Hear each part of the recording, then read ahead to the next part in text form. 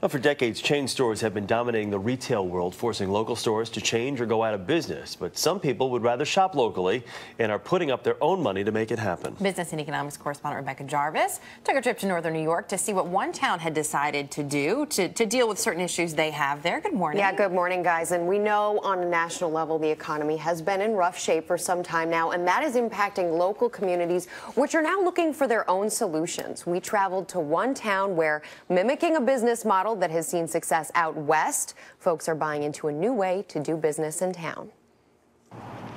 Nestled deep in the Adirondack Mountains, the people of Saranac Lake are finding new ways to do business. In 2002, their local department store closed when the company's corporate headquarters went belly up.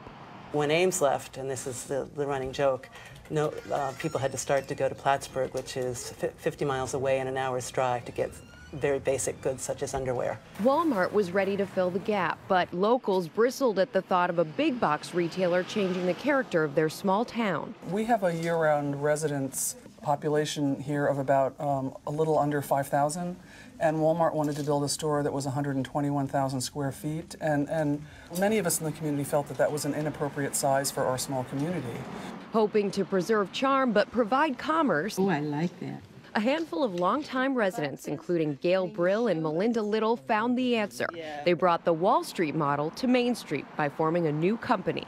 The Lake Saranac Community Store, and selling shares for $100 each. The store's customers became its shareholders. May I try one on? You certainly may, yeah. What do the shareholders get for owning the community store? Well, pride in coming together as a community and making the store happen. You keep coming back to be socks. Investors aren't expecting to gain much financially. Brill and Little say it's really about helping to support local business. The real value in the investment is seeing the store here, knowing that we're meeting the retail needs of the community, knowing that we're doing the right thing, and knowing that we're taking control of our own destiny, really. I was sold on the idea right from the start.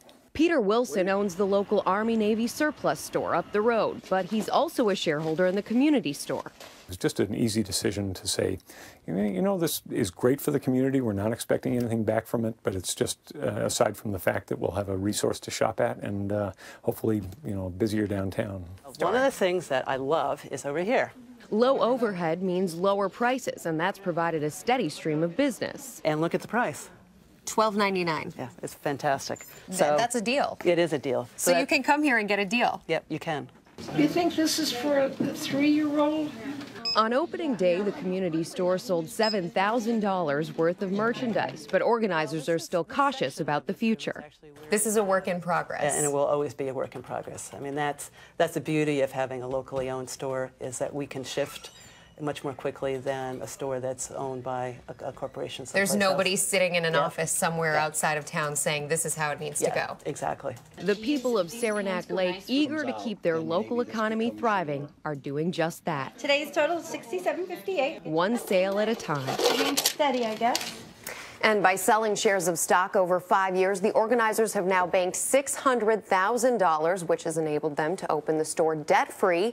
It's been open less than a month, but Melinda and Gail say that they've already received calls from surrounding communities in the New York, Vermont area interested in following a similar business model. Is this something that we could see pick up across the country? It's certainly something that may pick up. Now, there are a couple of things that make this community particularly good candidate for this. For one thing, the nearest store to them was 50 miles away, so they don't have the competition in town. Another thing, though, that they point out is this isn't easy. It took them 5 years. It took them a lot of legal components. They have seen it done, like we said, in Wyoming, but still, it's something that, you know, you certainly have to think through because it's not an easy overnight fix. Not just you don't just all of a sudden one morning wake up and decide to open the store, but exactly. really great for the community. For them, yeah, it is. Yeah. Thanks, guys. Thanks.